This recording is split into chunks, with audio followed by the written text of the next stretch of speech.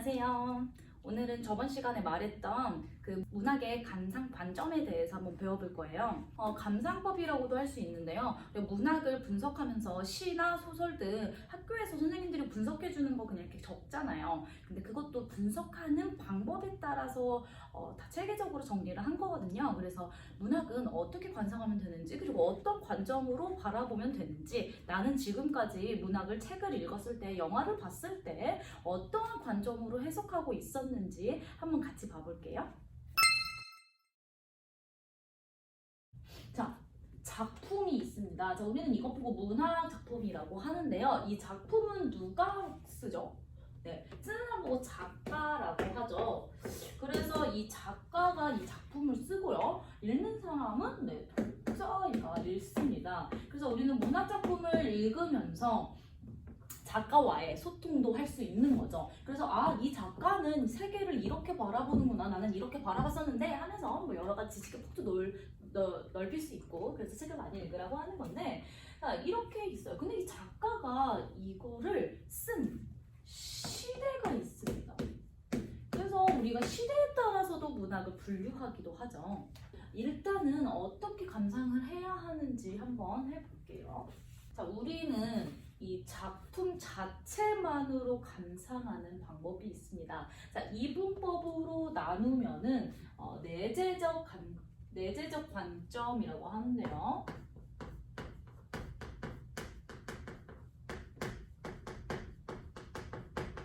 그래서 말뜻을 생각해 보면 돼요. 내재.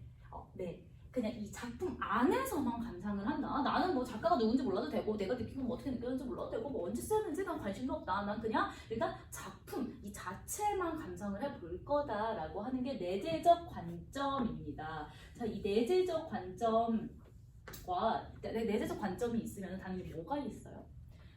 외재적 관점이 있겠죠. 이 바깥에서 보는 게 외재적 관점입니다. 자, 그러면은 세 개가 있겠네요. 총 시대, 독자, 작가, 이렇게 세 개로 보는 게 외재적 관점입니다. 자, 내재적 관점에는 내재적 관점에는 우리가 하나밖에 없어요. 바로 절대론적 관점이라고도 하는데요. 자, 절대론적 관점이라고 하는데, 사실상 내재적 관점은 하나밖에 없기 때문에, 작품 자체만 감상하는 거 하나 말고는 없기 때문에 절대론적 관점이랑 내재적 관점이랑 다 같은 말입니다. 그래서 똑같은 뜻이구나 라고 생각하시면 되고, 이 절대론적 관점, 내재적 관점이라는 거는 작품만 해석하는 거라고 했잖아요. 그럼 어떻게 해석하는 거냐?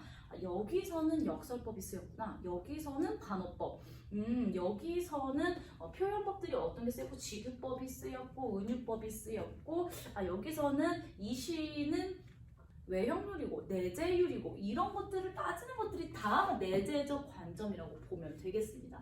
굉장히 쉽죠? 그럼 우리가 작품을 읽고 이 작가가 그러면 누구지? 이 작가의 사상은 어떻길래 이런 시를 썼을까? 나는 그냥 제 내재적 관점으로만 해석했을 때는 이 시가 되게 아름다운 시인 줄 알았는데, 이 작가를 살펴보니까 이 작가는 굉장히 비관적인 작품을 많이 썼네. 그러면은 이게 단순히 아름답진 않을 수 있겠구나 라고 생각을 해보는 거, 그거 다 작가를 생각하는 외재적 관점입니다. 자, 그럼 이 외재적 관점의 이 작가를 통한 관점의 이름은 무엇이냐? 바로 이 작가는 뭐 하는 사람이죠? 표현하는 사람이죠. 나의 마음, 나의 사상, 나의 가치관을 표현하는 사람입니다. 그래서 이것 보고 뭐라고 하냐면은 표현론적 관점이라고 해요.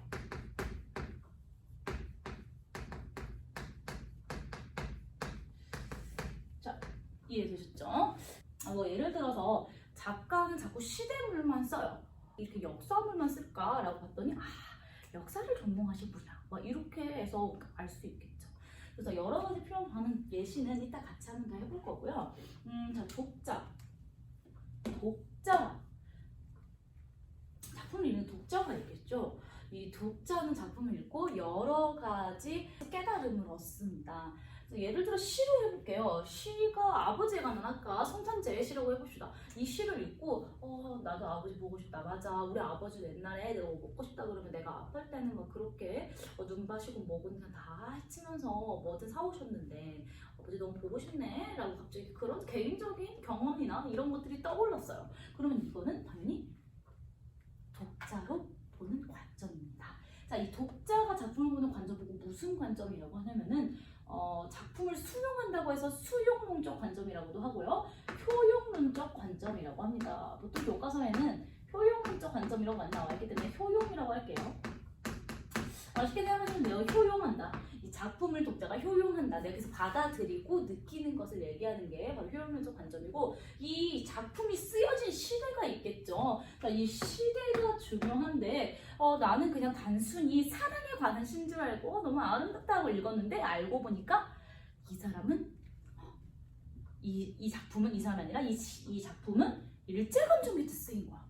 그러면 갑자기 생각이 바뀌겠죠. 그러면 이거는 사랑에 관한 내용이 아니라 우리나라에 관한 내용이겠구나. 그럼 이거는 광복을 뜻하는 거겠구나. 이렇게까지 해석이 되는 게 바로 시대에 따른 감상입니다. 그럼 시대에 따른 감상은 뭐라고 하냐? 작품이 당연히 그 시대가 반영이 될 수밖에 없겠죠. 그래서 반영론적 관점이라고.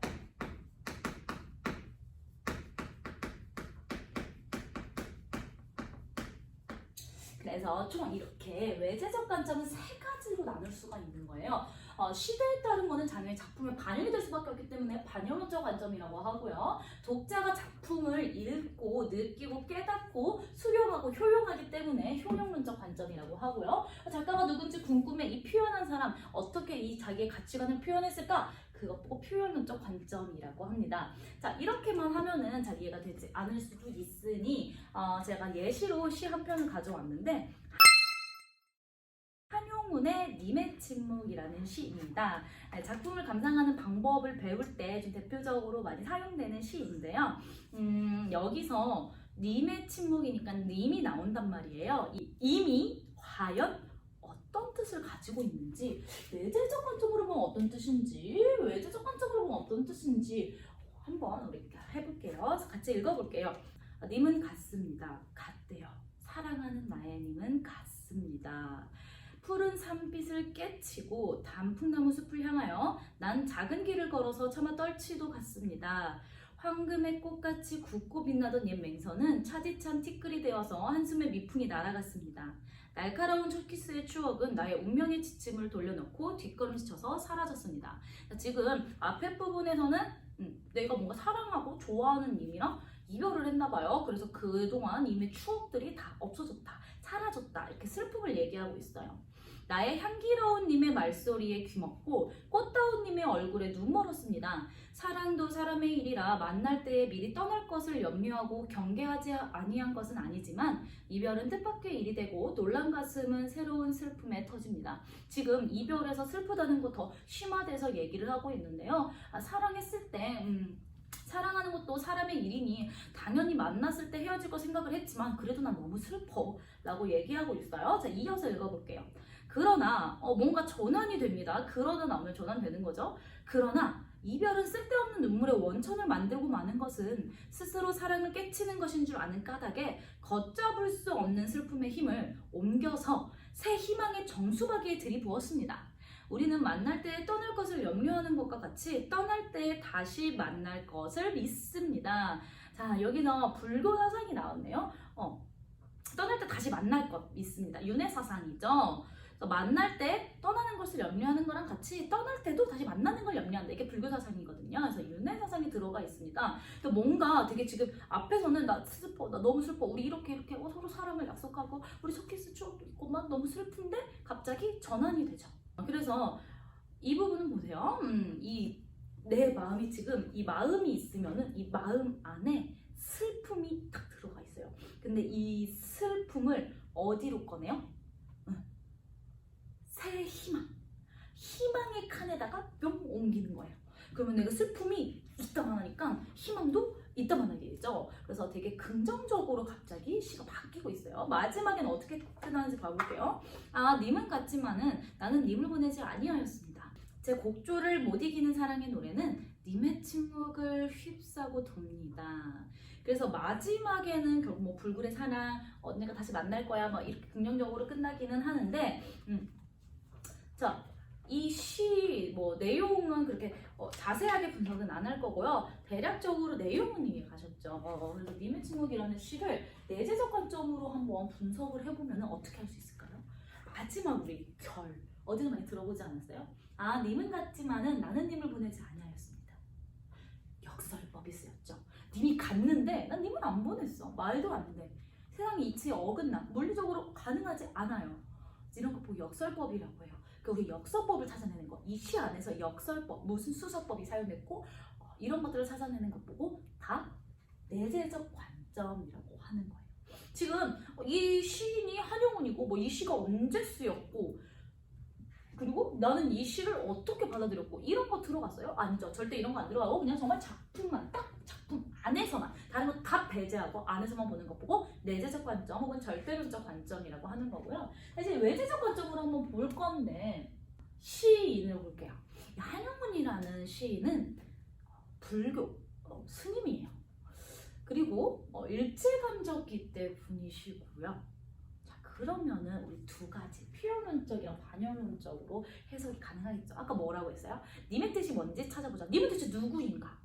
님은 대체 누구인가? 라고 봤을 때 내가 읽고선 이별한 지 얼마 안 돼서 너무 슬퍼. 그래서 아 맞아.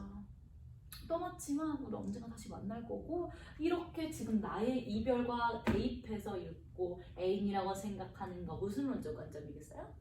효용론적 관점이겠죠. 내가 그 시를 받아들이고 어떻게 지금 내 상황과 내 식대로 이해를 한 거잖아요.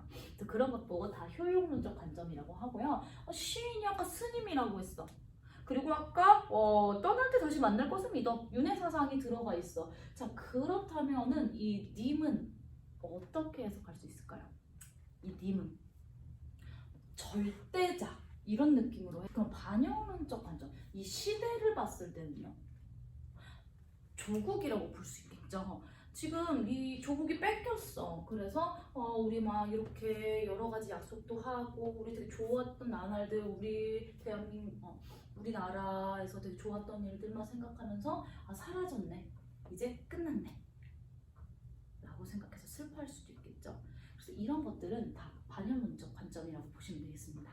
그래서 이 시 하나로 이렇게 한번 분석을 해봤는데 되게 많아요. 일제감정기 시대 때 시는 보통 반영론적 관점으로 학교에서도 많이 해석하고 시험 문제도 많이 출제돼요. 그래서 여기서 상징하는 것은 무엇인가? 아, 내가 생각했을 때는 조국이라고 전혀 생각하지 못했는데 알고 보니까 일제감정기 시네, 일제감정기 시대의 시네. 그러면은 자연스럽게 일제감정기, 안 오기면 일제감정기, 비치면 광복 이렇게 자연스럽게 해석할 수 있게 되는 거겠죠.